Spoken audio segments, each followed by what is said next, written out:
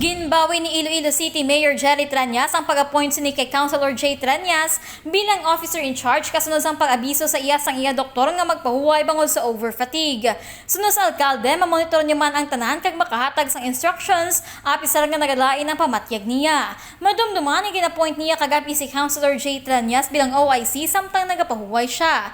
Ginkumpirmar naman ni Trillanes paagi sa iya Facebook page nga negatibo siya sa RT-PCR test. Samtang nagpagawa naman sang Executive Order No. 50-B Series of 2021 ang alkalde kung sa diin ginaamyandahan sa niyang nakasaad sa Section 4 sang EO No. 50-A ango sa pagpatigayon sang religious gatherings. Santo sa panibagong EO nga ginpagawa sini ginadumilian ang anuman nga sahay sang mass gatherings tubtub alas 11:59 sang gabi sa Hunyo 15. Apang sarang naman nga magpatigayon sang face-to-face mass o worship services kag mga activities nga may maximum attendance sang 10% seating capacity.